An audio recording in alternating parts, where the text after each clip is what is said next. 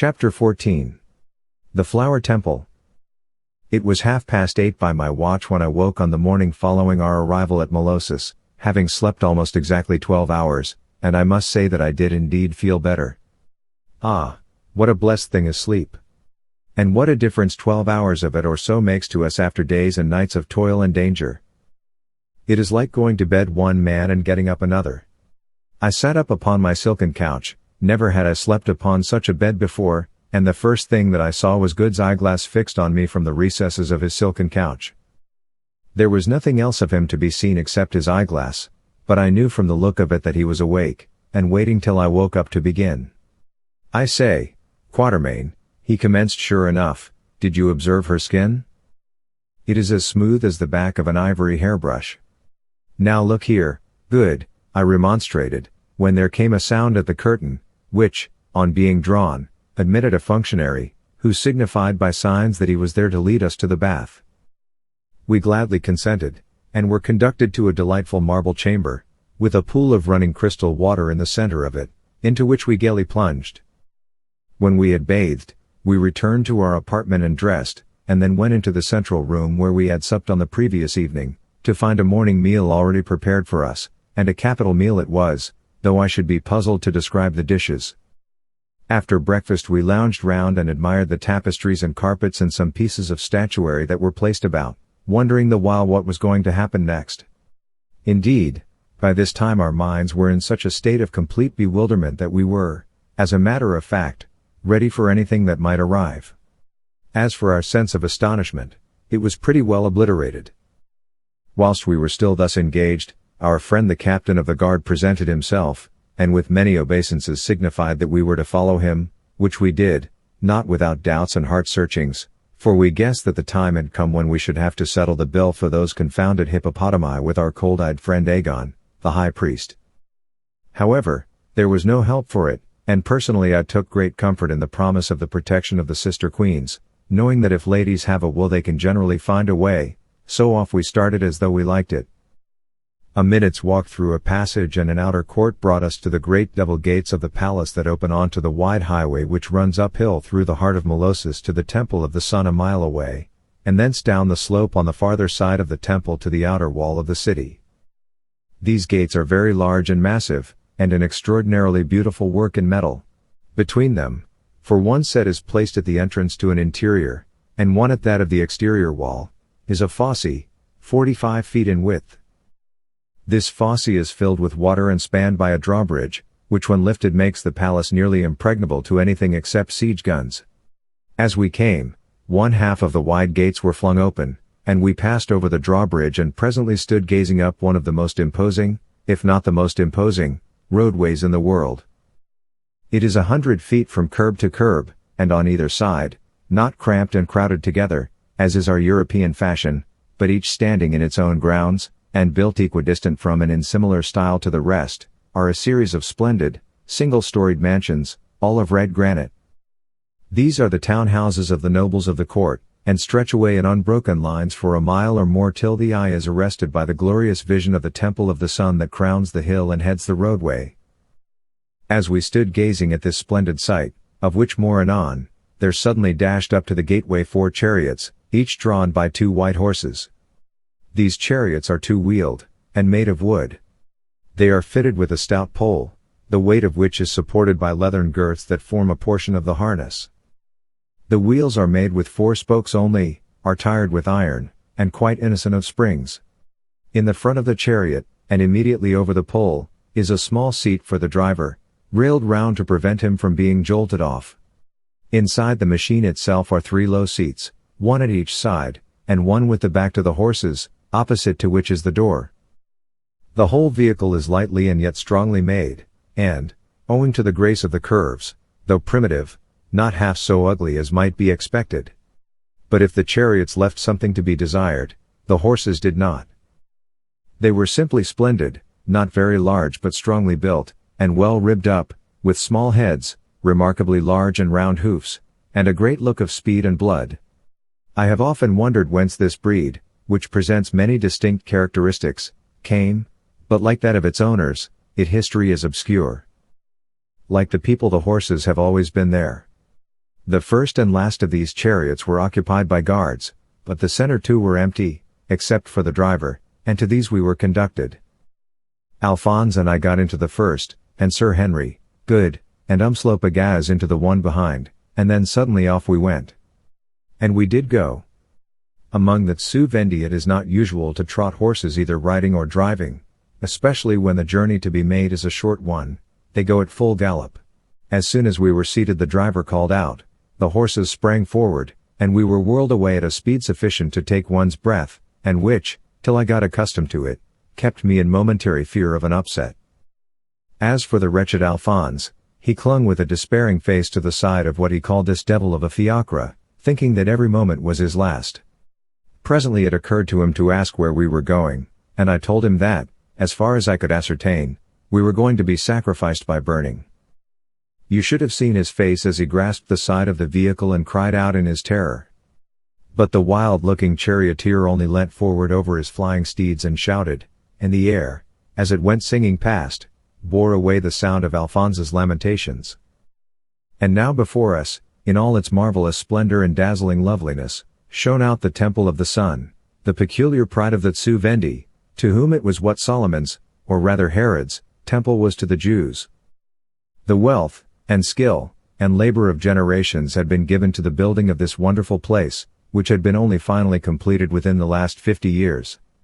Nothing was spared that the country could produce, and the result was indeed worthy of the effort, not so much on account of its size, for there are larger fanes in the world, as because of its perfect proportions, the richness and beauty of its materials, and the wonderful workmanship. The building, that stands by itself on a space of some 8 acres of garden ground on the hilltop, around which are the dwelling places of the priests, is built in the shape of a sunflower, with a dome-covered central hall, from which radiate 12 petal-shaped courts, each dedicated to one of the 12 months, and serving as the repositories of statues reared in memory of the illustrious dead. The width of the circle beneath the dome is 300 feet, the height of the dome is 400 feet, and the length of the rays is 150 feet, and the height of their roofs 300 feet, so that they run into the central dome exactly as the petals of the sunflower run into the great raised heart. Thus the exact measurement from the center of the central altar to the extreme point of any one of the rounded rays would be 300 feet, the width of the circle itself, or a total of 600 feet from the rounded extremity of one ray or petal to the extremity of the opposite one. The building itself is of pure and polished white marble, which shows out in marvelous contrast to the red granite of the frowning city, on whose brow it glistens indeed like an imperial diadem upon the forehead of a dusky queen. The outer surface of the dome and of the 12 petal courts is covered entirely with thin sheets of beaten gold, and from the extreme point of the roof of each of these petals a glorious golden form with a trumpet in its hand and widespread wings is figured in the very act of soaring into space. I really must leave whoever reads this to imagine the surpassing beauty of these golden roofs flashing when the sun strikes, flashing like 1,000 fires aflame on a mountain of polished marble, so fiercely that the reflection can be clearly seen from the great peaks of the range 100 miles away. It is a marvelous sight, this golden flower upborne upon the cool white marble walls, and I doubt if the world can show such another. What makes the whole effect even more gorgeous is that a belt of 150 feet around the marble wall of the temple is planted with an indigenous species of sunflower, which were at the time when we first saw them a sheet of golden bloom. The main entrance to this wonderful place is between the two northernmost of the rays or petal courts, and is protected first by the usual bronze gates, and then by doors made of solid marble, beautifully carved with allegorical subjects and overlaid with gold. When these are passed there is only the thickness of the wall, which is, however, 25 feet, for the Zu-Vendi build for all time, and another slight wall also of white marble, introduced in order to avoid causing a visible gap in the inner skin of the wall, and you stand in the circular hall under the great dome. Advancing to the central altar you look upon as beautiful a sight as the imagination of man can conceive.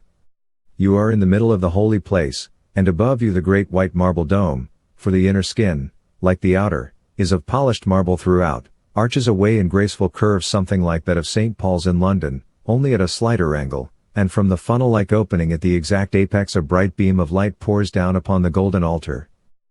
At the east and the west are other altars, and other beams of light stab the sacred twilight to the heart. In every direction, white, mystic, wonderful, open out the ray-like courts, each pierced through by a single arrow of light that serves to illumine its lofty silence and dimly to reveal the monuments of the dead.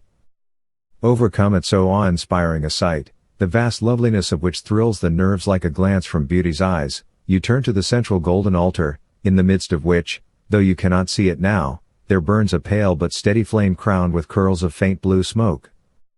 It is of marble overlaid with pure gold, in shape round like the sun, 4 feet in height, and 36 in circumference. Here also, hinged to the foundations of the altar, are 12 petals of beaten gold.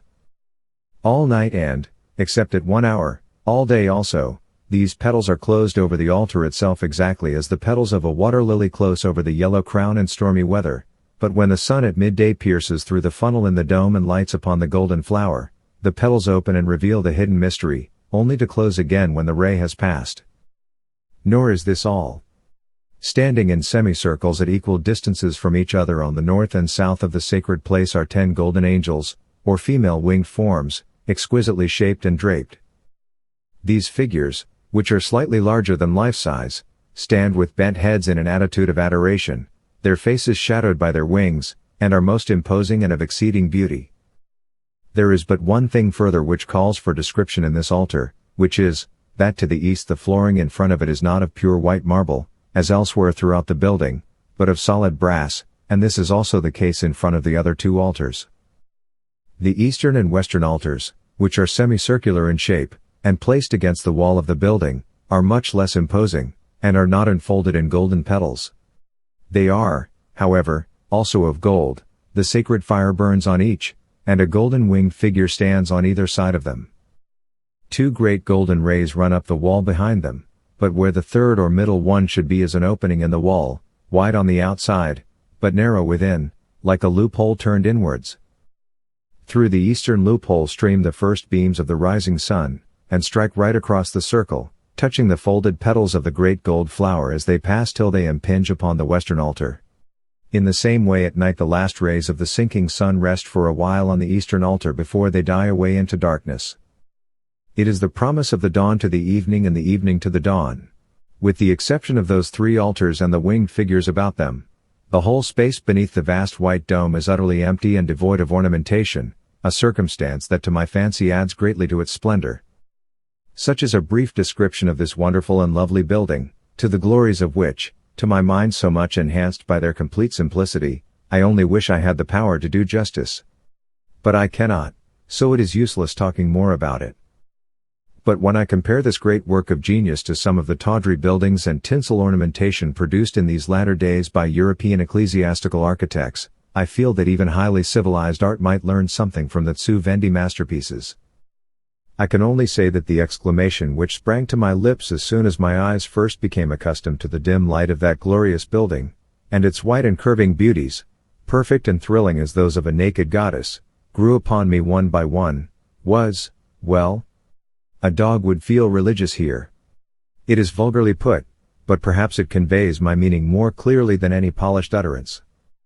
At the temple gates our party was received by a guard of soldiers, who appeared to be under the orders of a priest, and by them we were conducted into one of the ray or petal courts, as the priests call them, and there left for at least half an hour.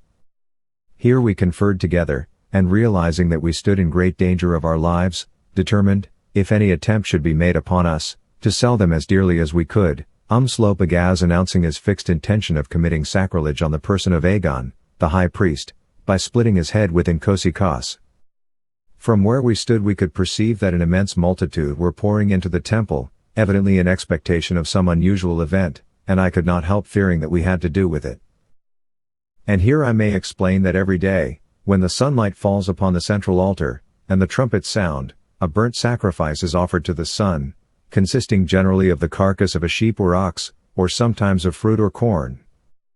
This event comes off about midday, of course, not always exactly at that hour, but as Zu-Vendi's is situated not far from the line, although, being so high above the sea it is very temperate, midday and the falling of the sunlight on the altar were generally simultaneous. Today the sacrifice was to take place at about 8 minutes past 12. Just at 12 o'clock a priest appeared, and made a sign, and the officer of the guard signified to us that we were expected to advance, which we did with the best grace that we could muster, all except Alphonse, whose irrepressible teeth instantly began to chatter. In a few seconds we were out of the court and looking at a vast sea of human faces stretching away to the farthest limits of the great circle, all straining to catch a glimpse of the mysterious strangers who had committed sacrilege, the first strangers, mind you, who, to the knowledge of the multitude, had ever set foot in Zu-Vendi since such time that the memory of man runneth not to the contrary. As we appeared there was a murmur through the vast crowd that went echoing away up the great dome, and we saw a visible blush of excitement grow on the thousands of faces, like a pink light on a stretch of pale cloud, and a very curious effect it was. On we passed down a lane cut through the heart of the human mass, till presently we stood upon the brazen patch of flooring to the east of the central altar, and immediately facing it. For some 30 feet around the golden winged figures the space was roped off, and the multitude stood outside the ropes. Within were a circle of white-robed gold-cinctured priests holding long golden trumpets in their hands, and immediately in front of us was our friend Allan, the high priest, with his curious cap upon his head. His was the only covered head in that vast assemblage. We took our stand upon the brazen space, little knowing what was prepared for us beneath, but I noticed a curious hissing sound proceeding apparently from the floor for which I could not account. Then came a pause, and I looked around to see if there was any sign of the two queens, Nyleptha and Sores, but they were not there. To the right of us, however, was a bare space that I guessed was reserved for them. We waited, and presently a far-off trumpet blew, apparently high up in the dome. Then came another murmur from the multitude, and up a long lane, leading to the open space to our right, we saw the two queens walking side by side. Behind them were some nobles of the court, among whom I recognized the great Lord Nasta, and behind them again a body of about 50 guards. These last I was very glad to see. Presently they had all arrived and taken their stand, the two queens in the front, the nobles to the right and left, and the guards in a double semicircle behind them. Then came another silence, and Nyleptha looked up and caught my eye. It seemed to me that there was meaning in her glance, and I watched it narrowly. From my eye it traveled down to the brazen flooring, on the outer edge of which we stood. Then followed a slight and almost imperceptible sidelong movement of the head. I did not understand it, and it was repeated. Then I guessed that she meant us to move back off the brazen floor. One more glance and I was sure of it, there was danger in standing on the floor. Sir Henry was placed on one side of me, Umslopogaz on the other. Keeping my eyes fixed straight before me, I whispered to them, first in Zulu and then in English, to draw slowly back inch by inch till half their feet were resting on the marble flooring where the brass ceased. Sir Henry whispered on to Good and Alphonse, and slowly, very very slowly, we shifted backwards, so slowly that nobody, except Nyleptha and Sores, who saw everything seemed to notice the movement. Then I glanced again at Nyleptha, and saw that, by an almost imperceptible nod, she indicated approval. All the while Aegon's eyes were fixed upon the altar before him apparently in an ecstasy of contemplation, and mine were fixed upon the small of his back in another sort of ecstasy. Suddenly he flung up his long arm, and in a solemn and resounding voice commenced a chant, of which for convenience sake I append a very rough, translation here, though, of course, I did not then comprehend its meaning. It was an invocation to the sun, and ran somewhat as follows: There is silence upon the face of the earth and the waters thereof. Yea, the silence doth brood on the waters like a nesting bird, the silence sleepeth also upon the bosom of the profound darkness, only high up in the great spaces star doth speak unto star, the earth is faint with longing and wet with the tears of her desire. The star-girdled night doth embrace her, but she is not comforted. She lies enshrouded in mist like a corpse in the grave clothes, and stretches her pale hands to the east. Lo! Away in the farthest east there is the shadow of a light, the earth seeth and lifts herself. She looks out from beneath the hollow of her hand. Then thy great angels fly forth from the holy place, O sun, they shoot their fiery swords into the darkness and shrivel it up. They climb the heavens and cast down the pale stars from their thrones, yea, they hurl the changeful stars back into the womb of the night, they cause the moon to become wan as the face of a dying man, and behold, thy glory comes, O sun. O, thou beautiful one, thou drapest thyself in fire. The wide heavens are thy pathway, thou rollest o'er them as a chariot. The earth is thy bride. Thou dost embrace her and she brings forth children, yea, thou favorest her, and she yields her increase. Thou art the All-Father and the giver of life, O Son. The young children stretch out their hands and grow in thy brightness, the old men creep forth and seeing remember their strength. Only the dead forget thee, O Son. When thou art wroth then thou dost hide thy face, thou drawest around thee a thick curtain of shadows. Then the earth grows cold and the heavens are dismayed, they tremble, and the sound thereof is the sound of thunder, they weep, and their tears are outpoured in the rain, they sigh, and the wild winds are the voice of their sighing.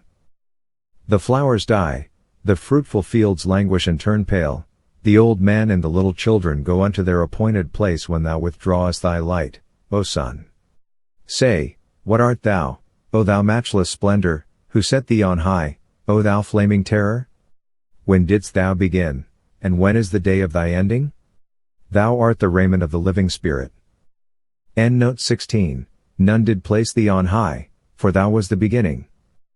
Thou shalt not be ended when thy children are forgotten, nay, thou shalt never end, for thy hours are eternal.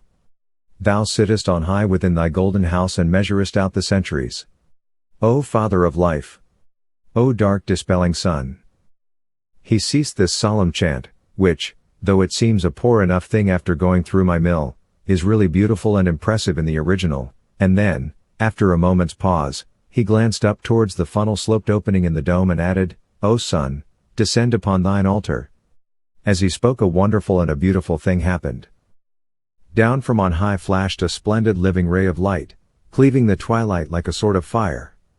Full upon the closed petals it fell and ran shimmering down their golden sides, and then the glorious flower opened as though beneath the bright influence. Slowly it opened, and as the great petals fell wide and revealed the golden altar on which the fire ever burns, the priests blew a blast upon the trumpets, and from all the people there rose a shout of praise that beat against the domed roof and came echoing down the marble walls. And now the flower altar was open, and the sunlight fell full upon the tongue of sacred flame and beat it down, so that it wavered, sank, and vanished into the hollow recesses whence it rose. As it vanished, the mellow notes of the trumpets rolled out once more. Again the old priest flung up his hands and called aloud, We sacrifice to thee, O Son. Once more I caught Nyleptha's eye, it was fixed upon the brazen flooring. Look out, I said, aloud, and as I said it, I saw Aegon bend forward and touch something on the altar. As he did so, the great white sea of faces around us turned red and then white again, and a deep breath went up like a universal sigh. Nyleptha leant forward, and with an involuntary movement covered her eyes with her hand. Soares turned and whispered to the officer of the royal bodyguard, and then with a rending sound the whole of the brazen flooring slid from before our feet, and there in its place was suddenly revealed a smooth marble shaft terminating in a most awful raging furnace beneath the altar, big enough and hot enough to heat the iron stern post of a man of war. With a cry of terror we sprang backwards, all except the wretched Alphonse, who was paralyzed with fear, and would have fallen into the fiery furnace which had been prepared for us, had not Sir Henry caught him in his strong hand as he was vanishing and dragged him back. Instantly there arose the most fearful hubbub, and we four got back to back, Alphonse dodging frantically round our little circle in his attempts to take shelter under our legs. We all had our revolvers on, for though we had been politely disarmed of our guns on leaving the palace, of course these people did not know what a revolver was. Umslopogaas, too, had his axe, of which no effort had been made to deprive him, and now he whirled it round his head and sent his piercing Zulu war shout echoing up the marble walls in fine defiant fashion. Next second, the priests, baffled of their prey, had drawn swords from beneath their white robes and were leaping on us like hounds upon a stag at bay. I saw that, dangerous as action might be, we must act or be lost, so as the first man came bounding along, and a great tall fellow he was, I sent a heavy revolver ball through him, and down he fell at the mouth of the shaft, and slid, shrieking frantically, into the fiery gulf that had been prepared for us. Whether it was his cries, or the, to them, awful sound and effect of the pistol shot, or what, I know not, but the other priests halted, paralyzed and dismayed, and before they could come on again Soares had called out something, and we, together with the two queens and most of the courtiers, were being surrounded with a wall of armed men. In a moment it was done, and still the priests hesitated, and the people hung in the balance like a herd of startled buck as it were, making no sign one way or the other. The last yell of the burning priest had died away, the fire had finished him, and a great silence fell upon the place. Then the high priest Agon turned, and his face was as the face of a devil. "Let the sacrifice be sacrificed," he cried to the queens. "Has not sacrilege enough been done by these strangers, and would ye, as queens, throw the cloak of your majesty over evildoers? Are not the creatures sacred to the sun dead? And is not a priest of the sun also dead, but now slain by the magic of these strangers, who come as the winds out of heaven, whence we know not, and who are what we know not? Beware, O queens, how ye tamper with the great majesty of the God, even before his high altar. There is a power that is more than your power, there is a justice that is higher than your justice. Beware how ye lift an impious hand against it. Let the sacrifice be sacrificed, O queens." Then Soares made answer in her deep quiet tones, that always seemed to me to have a suspicion of mockery about them, however serious the theme, "O Agon, thou hast spoken according to thy desire, and thou hast spoken truth. But it is thou who wouldst lift an impious hand against the justice of thy God. Bethink thee the midday sacrifice is accomplished, the sun hath claimed his priest as a sacrifice." This was a novel idea, and the people applauded it. "Bethink thee, what are these men?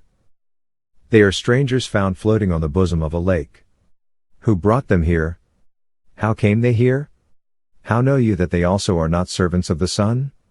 Is this the hospitality that ye would have our nation show to those whom chance brings to them, to throw them to the flames? Shame on you! Shame on you! What is hospitality? To receive the stranger and show him favor. To bind up his wounds, and find a pillow for his head, and food for him to eat. But thy pillow is the fiery furnace, and thy food the hot savor of the flame.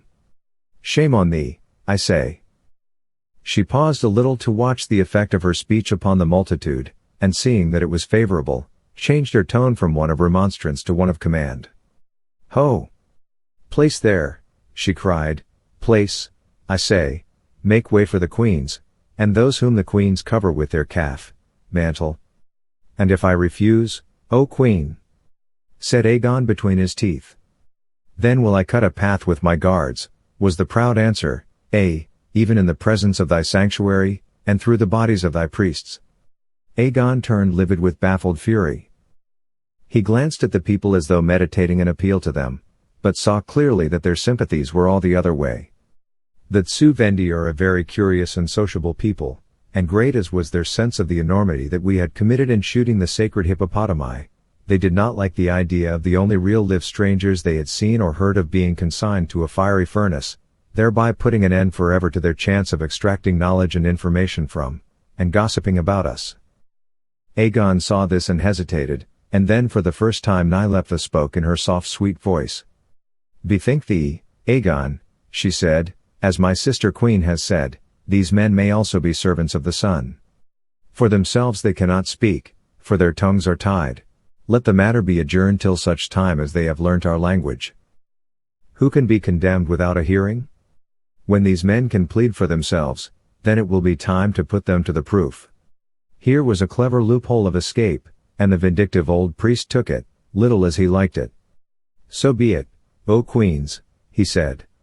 "Let the men go in peace, and when they have learnt our tongue then let them speak. And I, even I, will make humble supplication at the altar lest pestilence fall on the land by cause of the sacrilege." These words were received with a murmur of applause, and in another minute we were marching out of the temple surrounded by the royal guards. But it was not till long afterwards that we learnt the exact substance of what had passed, and how hardly our lives had been wrung out of the cruel grip of the Zu-Vendi priesthood, in the face of which even the queens were practically powerless. Had it not been for their strenuous efforts to protect us we should have been slain even before we set foot in the temple of the sun. The attempt to drop us bodily into the fiery pit as an offering was a last artifice to attain this end when several others quite unsuspected by us had already failed.